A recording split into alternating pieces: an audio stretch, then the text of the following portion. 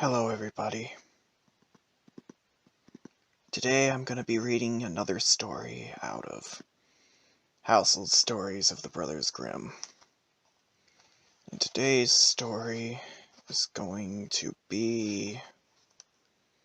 Let's see if I can find it here. No, it's earlier. It's later in the book.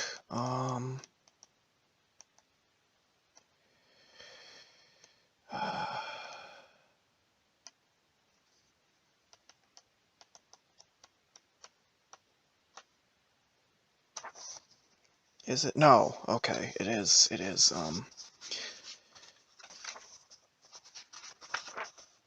this one. Called Hansel and Gretel. This is another one of my favorites that I'm going to read. So here we go. Near a great forest, there lived a poor woodcutter and his wife and his 2 children. The boy's name was Hansel, and the girl Gretel. They had very little to bite or to sup, and once, when there was great dearth in the land, the man could not even gain the daily bread. As he lay in bed one night thinking of this, and tossing and turning, he sighed heavily and said to his wife, "What will become of us? We cannot even feed our children. There is nothing left for ourselves." "I will tell you what, husband," answered the wife. "We will take the children early in the morning into the forest where it is the thickest. We will make them a fire. We will give them each a piece of bread. Then we will go to our work and leave them alone. They will never find the way out. They will never find the way home again, and we shall be quit of them." "No, wife," said the man, "I cannot do that. I cannot find in my heart to take my children into the forest, and to leave them there alone. The wild animals would soon come and devour them." "Oh, you fool," said she, "then we will all 4 starve, and you had better get the coffins ready." And she left him no peace, until he consented. "But I really pity the poor children," said the man. The 2 children had not been able to sleep for hunger, and had heard what their stepmother had said to their father. Gretel wept bitterly and said to Hansel, "It is all over with us." "Do be quiet, Gretel," said Hansel, "and do not fret. I will manage something." When the parents had gone to sleep, he got up, put on his little coat, opened the back door, and slipped out. The moon was shining brightly, and the white flints that lay in front of the house glistened like pieces of silver. Hansel stood and filled the little pocket of his coat as full as it would hold. Then he went back again, and said to Gretel, "Be easy, my dear little sister, and go to sleep quietly. God will not forsake us," and laid himself down again in his bed. When the day was breaking, and before the sun had risen, the wife came and awakened the 2 children, saying, "Get up, you lazy bones, we are going into the forest to cut wood." Then she gave them each a piece of bread, and said, "That is for dinner, and you must not eat it before then, for you will get no more." Gretel carried the bread under her apron, for Hansel had his pockets full of the flints. Then they all set off together on their way to the forest. When they had gone a little way, Hansel stood still and looked back towards the house, and this he did again and again, till his father said to him, "Hansel, what are you looking at? Take care not to forget your legs." "Oh, father," said Hansel, "I'm looking at my little white kitten, who is sitting up on the roof to bid me good-bye." "You young fool," said the woman, "that is not your kitten, but the sunshine on the chimney-pot." Of course, Hansel had not been looking at his kitten, but had been taking every now and then a flint from his pocket and dropping it on the road. When they reached the middle of the forest, the father told the children to collect wood and to make a fire to keep them warm. and Hansel and Gretel gathered brushwood enough for a little mountain, and it was set on fire. And when the flame was burning quite high, the wife said, "Now lie down by the fire and rest yourselves, you children, and we will go and cut wood, and when we are ready we will come and fetch you." So Hansel and Gretel sat by the fire, and at noon they each ate their pieces of bread. They thought their father was in the wood all the time, as they seemed to hear the strokes of the axe, but really it was only a dry branch hanging to a withered tree that the wind moved to and fro. So when they had stayed there a long time, their eyelids closed with weariness, and they fell asleep. When at last they woke, it was night, and Gretel began to cry and said, "How shall we ever get out of this wood?" But Hansel comforted her, saying, "Wait a little longer, until the moon rises, and then we can easily find the way home." And when the full moon got up, Hansel took his little sister by the hand, and followed the way where the flint stones shone like silver, and showed them the road. They walked on the whole night through. At the break of day they came to their father's house. They knocked at the door, and when the wife opened it and saw that it was Hansel and Gretel, she said, "You naughty children! Why did you sleep so long in the wood? We thought you were never coming home again." But the father was glad, for it had gone to his heart to leave them both in the woods alone. Not very long after that, there was again great scarcity in those parts, and the children heard their mother say at night in bed to their father, "Everything is finished up.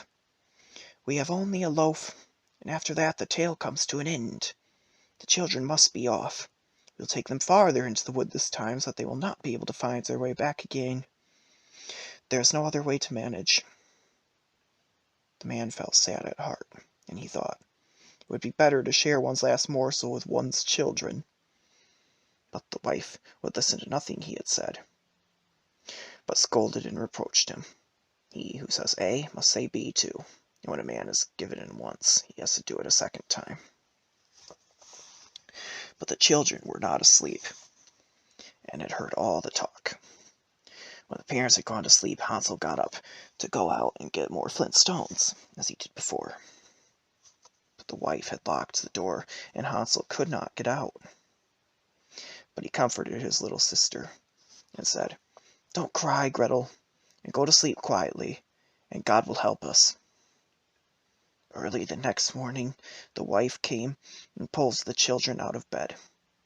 She gave them each a little piece of bread, less than before, and on the way to the wood Hansel crumbled the bread in his pocket, and often stopped to throw a crumb on the ground. "Hansel, what are you stopping behind and staring for?" said the father. "I'm looking at my little pigeon sitting on the roof to say good-bye to me," answered Hansel. "You fool," said the wife. "That is no pigeon, but the morning sun shining on the chimney pots." Hansel went on as before and strewed breadcrumbs all along the road. The woman led the children far into the wood, where they had never been before in all their lives. And again there was a large fire made, and the mother said, "Sit still there, you children, and when you are tired you can go to sleep. We are going into the forest to cut wood, and in the evening, when we are ready to go home, we will come and fetch you." So when noon came, Gretel shared her bread with Hansel, who had strewed his along the road. Then they went to sleep, and the evening passed, and no one came for the poor children. When they awoke it was dark night. Hansel comforted his little sister and said, "Wait a little, Gretel, until the moon gets up. Then we shall be able to see our way home by the crumbs of bread that I have scattered along it." So when the moon rose they got up, but they could find no crumbs of bread, for the birds of the woods and of the fields had come and picked them up. Hansel thought they might find the way all the same, but they could not. They went on all that night, and the next day from the morning until the evening, but they could not find the way out of the wood. And they were very hungry, for they had nothing to eat but the few berries they could pick up. And when they were so tired that they could no longer drag themselves along, they lay down under a tree and fell asleep.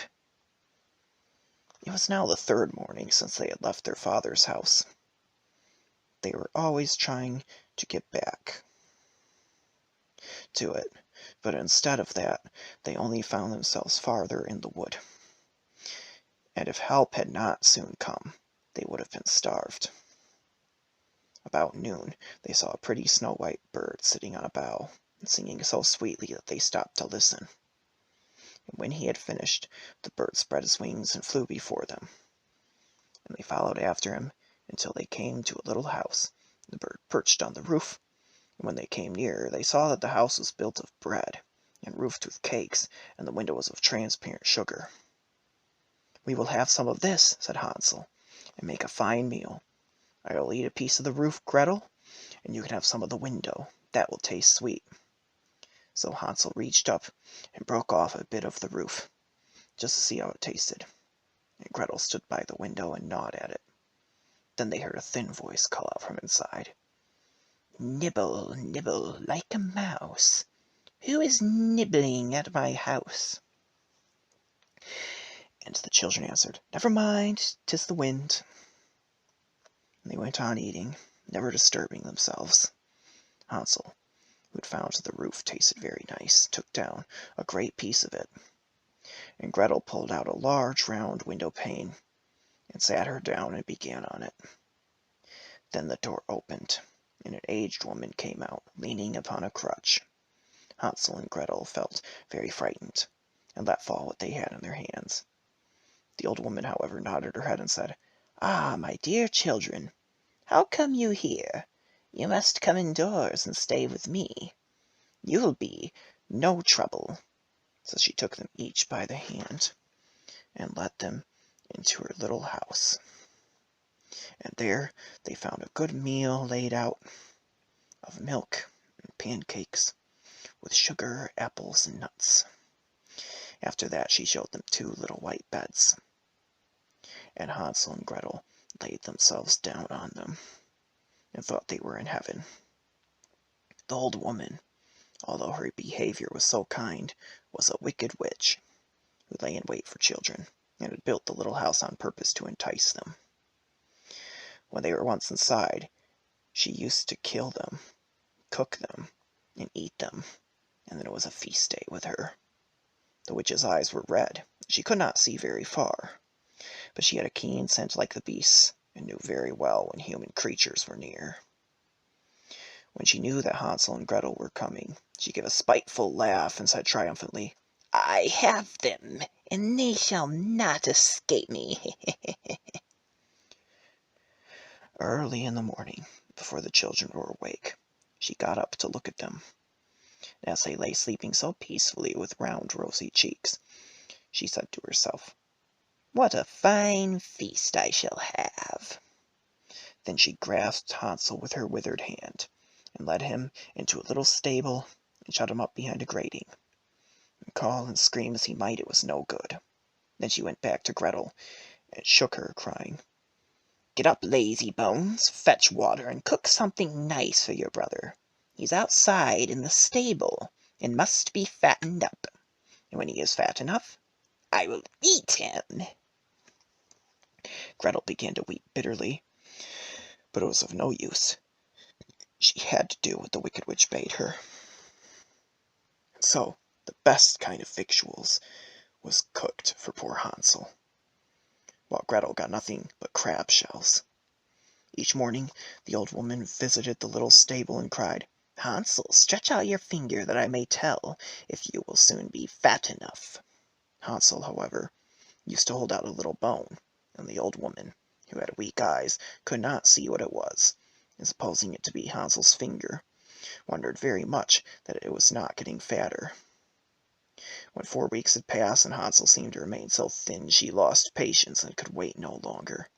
"Now then, Gretel," cried she to the little girl, "be quick and draw water. Be Hansel fat or be he lean, tomorrow I must kill and cook him." Oh, what grief for the poor little sister to have to fetch water, and how the tears flowed down over her cheeks. "Dear God, pray help us," cried she. "If we'd been devoured by wild beasts in the wood, at least we should have died together." "Spare me your lamentations," said the old woman. "They are of no avail." Early next morning Gretel had to get up, make the fire, and fill the kettle. "First we will do the baking," said the old woman. "I've heated the oven already, and kneaded the dough." She pushed poor Gretel towards the oven, out of which the flames are already shining. "Creep in," said the witch, "and see if it is properly hot, so that the bread may be baked." And Gretel, once in, she meant to shut the door upon her and let her be baked, and then she would have eaten her. But Gretel perceived her intention and said, "I don't know how to do it. How shall I get in?" "Ah, stupid goose," said the old woman. "The opening is big enough, do you see? I could get in myself." And she stooped down and put her head in the oven's mouth. Then Gretel gave her a push, so she went in farther, and she shut the iron door upon her and put up the bar. Oh, how frightfully she howled! But Gretel ran away, and left the wicked witch to burn miserably. Gretel went straight to Hansel, opened the stable door, and cried, "Hansel, we are free! The old witch is dead!" Then out flew Hansel like a bird from its cage as soon as the doors opened. How rejoiced they both were! How they fell on each other's neck, and danced about, and kissed each other. As they had nothing more to fear, they went all over the old witch's house, and in every corner there stood chests of pearls and precious stones. "This is something better than flint stones," said Hansel, as he filled his pockets. And Gretel, thinking she also would like to carry something home with her, filled her apron full. "Now away we go," said Hansel, "if we only can get out of the witch's wood." When they had journeyed a few hours, they came to a great piece of water. "We can never get across this," said Hansel. "I see no stepping stones and no bridge." "And there is no boat either," said Gretel. "But here comes a white duck. If I ask her, she will help us over." So she cried, "Duck, duck, here we stand, Hansel and Gretel on the land. Stepping stones and bridge we lack, carry us over on your nice white back." And the duck came accordingly, and Hansel got upon her, and told his sister to come too. "No," said Gretel, "that would be too hard upon the duck. We can go separately, one after the other." And that was how it was managed. And after that they went on happily until they came to the wood, and the way grew more and more familiar, till at last they saw in the distance their father's house. Then they ran till they came up to it, rushed in at the door, and fell on their father's neck. The man had not had a quiet hour since he left his children in the wood, but his wife was dead. And when Gretel opened her apron, the pearls and precious stones were scattered all over the room, and Hansel took one handful after another out of his pocket. Then was all care at an end, and they lived in great joy together. And it's not in this particular copy, but other copies I've read had a poem at the very end that I'm going to tell you that goes like this. "Sing, everyone, my story is done. And look, round the house there runs a little mouse. He that can catch her before she scampers in can make himself, I think it's himself, can make himself a very, very nice and large fur cap out of her skin." All right, so that was Hansel and Gretel, another one of my favorites. If you enjoyed this, please like, comment, and subscribe. I'll be back next time for a story or maybe a game. You can recommend stories out of this book, or maybe other books that I might have in my collection, public domain books. And I will see you next time.